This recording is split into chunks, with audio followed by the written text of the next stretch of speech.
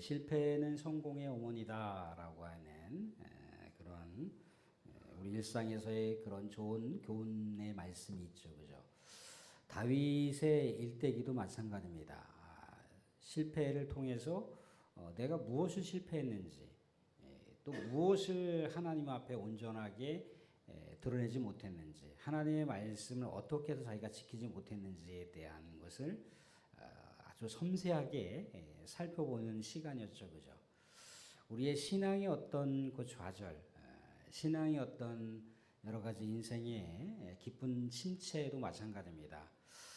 내가 이렇게 우리 하나님과 관계가 멀어진 이유가 어디서부터 이렇게 된 것일까? 내가 우리 하나님으로부터 기도응답이 잘 안 되고 있어요.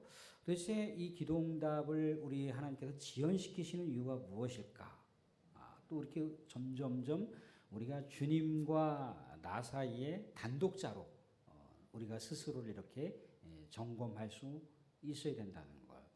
그런 어떤 우리 하나님께 기도하고 또 하나님께로부터 듣는 어떤 신앙의 여백이 하나하나 채워지게 됐을 때 우리 하나님의 충만한 은혜의 역사를 다시 만들어갈 수 있는 그런 사건이 일어나는 것인데, 오늘 말씀 가운데도 그런 얘기를 우리가 생각해 볼 수가 있다는 거예요.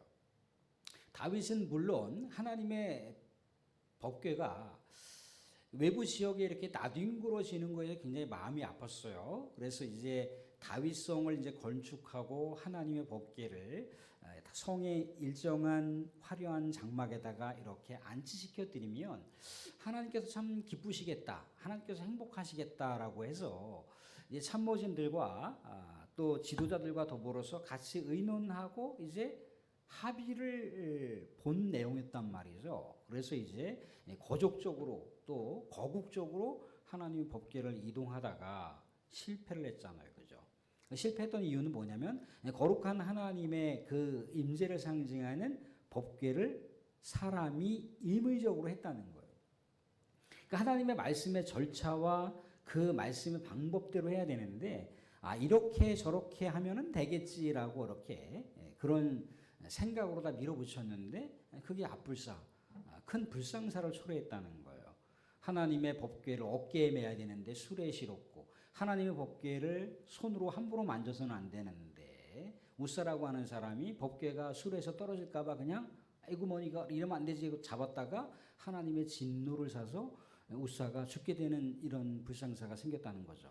그래서 한동안 오베데돔의 집에다가 하나님의 법궤가 치우친 방향이 오베데돔이었는데 오베데돔에다가 한동안 이렇게 안장을 해놨었잖아요, 그죠? 도대체 무엇이 문제였을까를 이제 곰곰이 하려 봤을 때 법궤라고 하는 것은 거룩한 레위인들이 어깨에다가 짊어져야 되는 것이구나. 또 법궤를 함부로 해서는 안 되는 것이고 거룩한 백성들이 거룩한 우리 하나님을 모시듯이 해야 되는 거구나라고 하는 것을 깨닫고 나서 이제 하나님의 말씀의 방법과 절차대로다가 하나님의 법궤를 다윗의 성으로 이동하는 장면을 보고 있습니다. 2차 프로젝트가 이제 본격적으로 진행이 되는 거죠.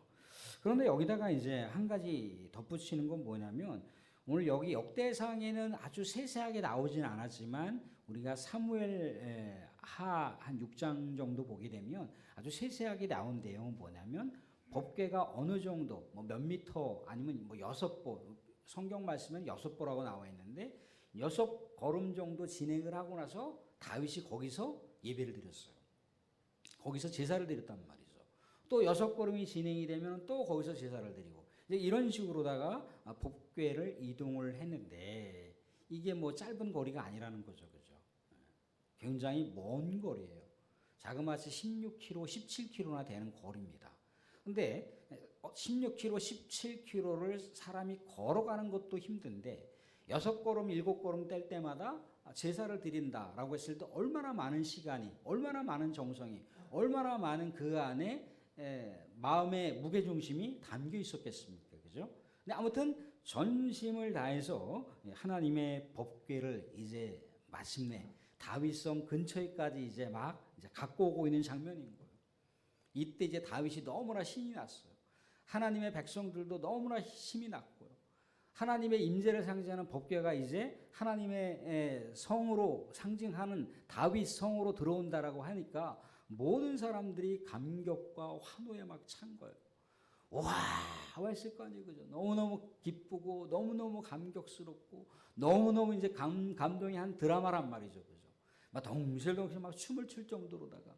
그래서 오늘 말씀 가운데 보면은 이제 일제히 모든 레위인들이 이제 예배를 드리고 또 한쪽에서는 또 찬양을 하고 한쪽에서는 또 오케스트라 또 합주 연주곡을 또 하게 되고 이러면서 이제 하나님의 법궤가 들어오고 있는데 다윗은 여기서 가만히 있을 수가 없었어요. 우리 하나님께 영광을 돌리는 하나님 앞에서 춤을 추었죠. 춤을 추었어요. 그런데 이 춤이라고 하는 것은요, 경거망동한 그냥 막춤이 아니었다는 거예요. 우리 하나님 앞에 영광을 돌리는 질서가 있는 춤이었고요. 이 안에는 우리 하나님에 대한 영광을 바라보면서 가장 인격적으로 우리 하나님을 사랑하는 갈망이 담겨 있는 춤이었어요. 절제가 이 안에 담겨 있고요. 정말 우리 하나님께서 최상급의 이 춤을 기쁨으로 받으실 수 있도록 굉장히 고풍스러운 그런 춤이었다는 거예요. 그런데 이 춤을 추게 된다라고 하는 것은 다윗의 마음 중심이 어디 있는가를 헤아려 볼 수가 있는 거예요. 다윗 마음 중심. 아니, 수많은 백성들 앞에서 왕인데 그래도 왕이 막 이렇게 이 옷 세마포시 질질 끌리고 막 그런데 이 끌리는 옷을 어떻게 했겠습니까? 막 허리춤에다 꽂고 막 했겠죠, 그죠? 길게 늘어뜨려진 옷을 이제 벗고 이제 우리 하나님 앞에 절대적으로 최상급의 그 춤을 올려드리기 위해서 막 덩실덩실 춤을 췄을 거 아니에요, 그죠? 근데 많은 사람들 앞에서 그렇게 했다라고 하는 건 뭐예요? 많은 사람들 앞에서 했지만 그 사람들의 시선이 가 있는 게 아닌 거예요. 다윗은 그 사람들의 시선을 의식한 게 아니에요.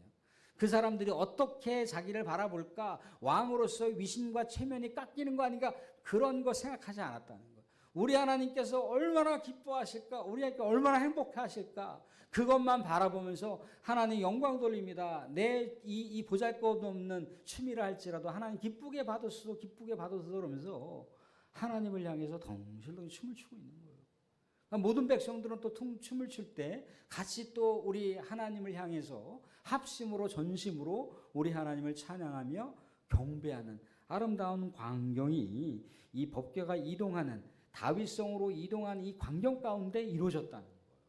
그런데 사랑하는 사람들, 다윗이 아까 췄던 춤이 막춤이 아니라고 말씀드렸잖아요, 그죠? 생각해 보세요. 6걸음 7걸음 뗄 때마다 짐승을 잡아 죽이는 피가 흥건한 제사였다는 거죠, 그죠? 피가 흥건한 그 마당 앞에서 어떻게 막춤을 출 수가 있겠습니까? 그죠? 거룩하게 춤을 출 수밖에 없는 거잖아요. 그죠? 우리 하나님 이 제사를 받으소서. 하나님만이 영원한 신이시고 하나님만이 영원한 나보다 훨씬 더 높은 광대하신 우주 만물을 창조하신 하나님의 말로 왕의 신이십니다. 라고 그렇게 우리 하나님 앞에 제사 드리면서 찬양을 하면서 오케스트라 악기 합주와 더불어서 춤을 추고 있는 광경인 거죠. 그죠? 모든 백성들이 같이 동참을 했고 모든 백성들이 함께 기뻐했다는 거예요. 그런데 유독 한 사람만이 이 기쁨과 환희의 무대 가운데 동참하지 못했다는 겁니다. 그 동참하지 못했던 여인이 누굽니까? 오늘 29절 말씀을 보시면 29절 말씀을 이렇게 볼 수가 있습니다. 함께 읽겠습니다. 29절 말씀 15장 29절입니다. 같이 시작. 여호와의 언약궤가 다윗성으로 들어올 때 사울의 딸 미갈이 창으로 내다보다가 다윗 왕이 춤추며 뛰노는 것을 보고 그 마음에 업신여겼더라. 백성이 환호하고 즐거워하고 또 다윗이 너무나 그 감격을 찬양으로다가만 그렇게 담아낼 수가 없어서 몸짓으로다가 우리 하나님을 향해서 경배를 했다는 거예요. 너무나 아름답고 너무나 정말 휘황찬란한 그런 아름다운 예배의 광경이잖아요. 그죠? 우리는 좀 덜 그런데 저쪽에 아프리카에 이렇게 물론 약간 신앙의 색깔이 달라서 그럴 수도 있습니다. 아프리카의 주민들은 2시간 동안 예배를 드리는데 다 춤을 추면서 예배를 드려요. 춤을 추면서. 그냥 예배 자체가 축제인 거죠, 그죠? 하나님과 어우러지는 축제예요, 그죠? 성도와 하나님과 성령이 함께 어우러지는 예배였다는 거죠, 그죠? 근데 오늘 이 미갈, 사울의 딸 미갈, 어떻게 보면 왕비잖아요, 그죠? 왕비가 이 거국적이고 거족적인 우리 하나님을 경배하는 자리 가운데 참여하지를 못하고 있는 거예요. 다윗은 오직 하나님만 바라봤다는 거죠. 백성이 자신의 속살이 드러나든 왕이 어째 어째 저래 고개를 절레절레 흔들거나 그런 거 상관없다 이거. 하나님만 바라보는 하나님만. 근데 미갈은 누구를 보고 있었습니까? 하나님을 바라본 게 아니라 다윗을 바라보고 있었던 거예요. 다윗. 쪽팔려 죽겠네. 창피해 죽겠네. 아니 그래도 왕인데 좀 품격 있게 좀 품격 있게 좀 그렇게 하면 안 돼. 왜 꼭 저래야 돼? 세면 다 깎아버리고 백성들이 뭐라고 생각하겠어? 왕이라고 보겠어? 뭐 자기들 둘끼리는 은밀하게 얘기를 나눌 수도 있겠죠. 어떻게 그렇게 세상 사람들 눈이 무섭지 않냐? 창피하지도 않냐? 얼마나 많이 해댔기지 않았겠습니까? 그죠? 사무엘하는 여기서 이제 자신의 왕비에게 뭔가 강하게 다윗이 이야기하는 내용이 있어요. 내가 너 따위나 의식하면서 내가 춤을 출 내가 아니다. 하나님이 내 춤을 바라보시는 그것만 난 바라보면서 하나님께 예배하는 마음으로 경건한 마음으로 그렇게 춤을 췄을 뿐이다 라고 하면서 이렇게 저주를 내리는 장면이 나오는데, 그것은 사무엘하는 역사적인 기록을 적나라하게 이렇게 고발하는 거였다면 이 역대상하는 여러 가지 인간의 어떤 미약한 약점들을 막 노출시키지는 않아요. 그냥 감춰버립니다. 감추는 내용들이 많이 있어요.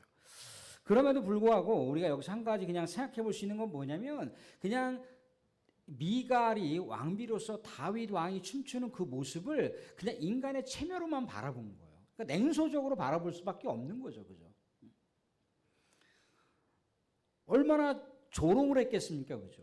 그러니까 거기서 다윗이 덩실덩실 우리 하나님께 춤을 추고 모든 백성들이 악기로 연주하고 모든 백성들이 찬양과 경배로 제사로 그렇게 우리 하나님께 나아갈 때 우리 하나님을 바라보지 못하고 하나님 주목하지 못하는 불신앙을 여기다가 노출시키는 불신앙.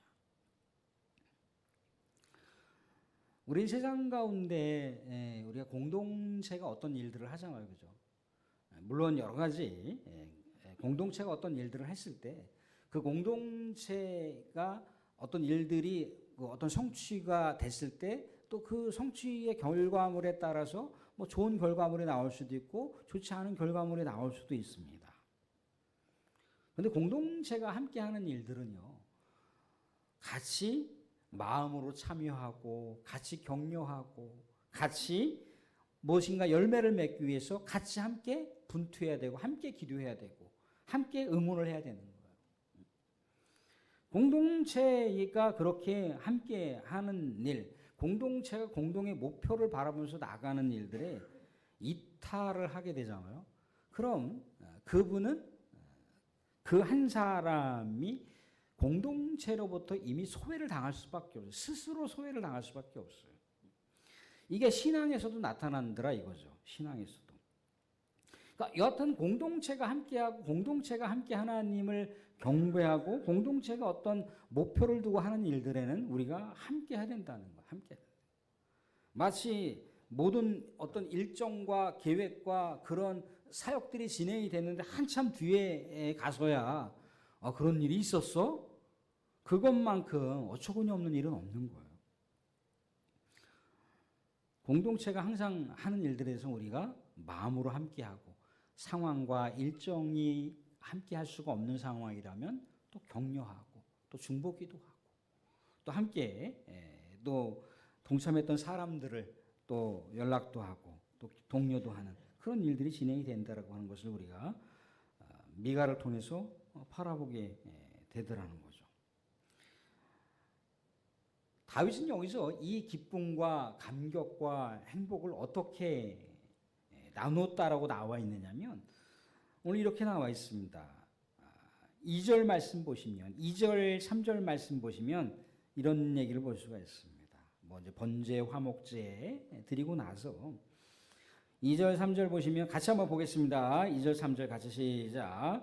다윗이 번제와 화목제 드리기를 마치고 여호와의 이름으로 백성에게 축복하고 이스라엘 무리 중 남녀를 막론하고 각 사람에게 떡 한 덩이와 야자 열매로 만든 과자와 건포도로 만든 과자 하나씩을 나누어 주었더라. 아멘. 자, 다윗이 우리 하나님의 법궤가 이제 다윗성 이제 어떤 그 특정한 장막에 이제 안장을 할 수 있었겠죠, 그죠? 그리고 나서 백성들을 축복합니다. 백성들과 더불어서 오찬을 나눴든지 아니면 저녁 만찬을 나눴든지 나눴어요. 누구의 이름으로 했다라고 나와 있습니까? 여호와의 이름으로 했다는 거예요. 여호와의 이름으로. 왕이 뭔가 성대하게 야 여러분들 내가 오늘 뭐 한떡 쏠 테니까 드십시오 이게 아니라는 거예요. 여호와의 이름으로 여호와의 이름으로. 왜 그렇습니까? 이 모든 법궤가 1차에 실패를 했고 2차 때 성공했던 것은 다윗이 전화위복을 1차 때 실패했던 걸 전화위복으로 삼아서 2차 때는 완벽하게 성공했다라고 그렇게 다윗이 생각하지 않았어요.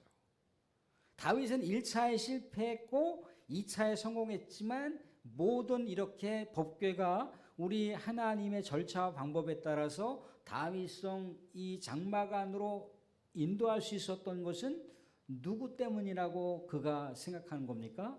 하나님 때문이라고 생각하는 거예요. 성경에서도 그렇게 얘기하고 있어요. 성경에서도 26절 보시면 이런 얘기를 볼 수가 있습니다. 26절 보시면 하나님이 여호와의 언약궤를 맨 레위 사람을 도우셨으므로 주체가 누구예요? 하나님이 하셨어요. 하나님이 하셨어요. 다윗은요, 요 하나님이 하셨어요. 하나님이 내 인생의 주체자입니다. 하나님은 내 인생의 창조자십니다. 하나님은 내 인생의 피할 바위십니다. 나의 산성이십니다라고 하는 고백은 뭐냐면 다윗의 일평생 동안의 삶의 주체는 주어가 자기가 아니라 하나님 가운데 있었다는 거예요. 내가 이날 이때까지 살아온 것 모두 하나님 때문이었습니다. 하나님의 인도하심 때문이었습니다. 라고 고백을 하면서 번제와 화목제를 우리 하나님께 예배를 드리고 나서 거기서 나오는 음식을 또한 여호와의 이름으로 백성에게 축복하고 나눠줬다는 거예요. 사람들 다윗은요 예표예요. 누구의 예표죠? 예수님의 예표. 예수님께서 오병이어 기적 같은 데를 보세요.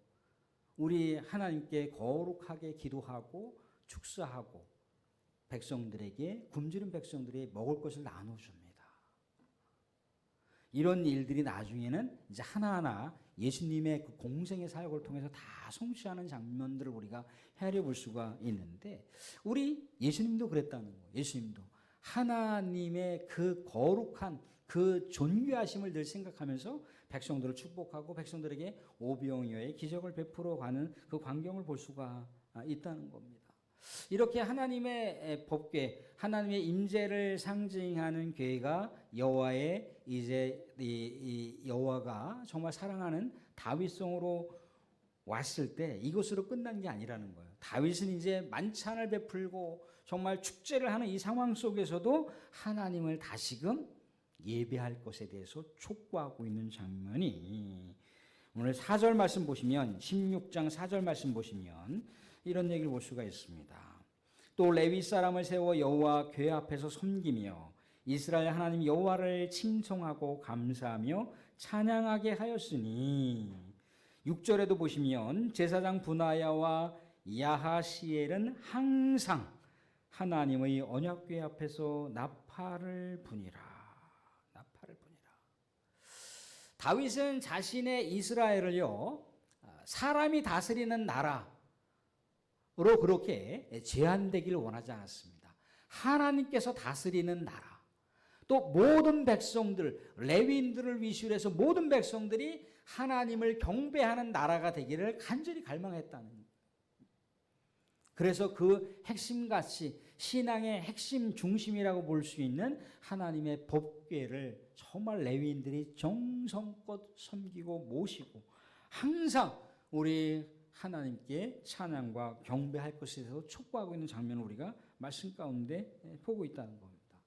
항상 하나님께 기쁨을 다해서 감사와 칭송과 찬송을 드리는 백성이 되어야 된다라고 하는 것을 하나님께 늘 언제나 영광 돌리기에 끊임없이 그 하나님을 높여드려야 된다라고 하는 것이 다윗의 중심 가운데 있었던 거예요. 사람들 이런 다윗을 보면서 하나님께서 얼마나 예뻐하시지 않을 수가 없잖아요. 그죠? 마음속에 늘 하나님이 있는데 하나님이 하신 거예요. 하나님께서 저를 그렇게 하셨어요라고 늘 언제나 하나님이 있는 거예요. 하나님. 이 법궤가 실패했다가 이동한 것도 하나님께서 도와주셨음으로 인해서 수많은 백성들을 향해서 뭔가를 베풀고 나누는데도 여호와의 이름으로 나누고 이럴 수 있었던 건 뭐예요? 다윗이 늘 언제나 하나님 곁에서 살았던 사람이라고 하는 걸 알 수가 있죠. 그죠? 하나님이 이런 것 때문에 다윗을 예뻐하신 거예요. 사랑하는 사람들, 우리 하나님께 예쁨 받고 우리 하나님께 정말 인정받는 우리 복된 깨어있는 예배자, 복된 우리 하나님의 성도들이 될 수 있기를 주님의 이름으로 축원드립니다. 아멘.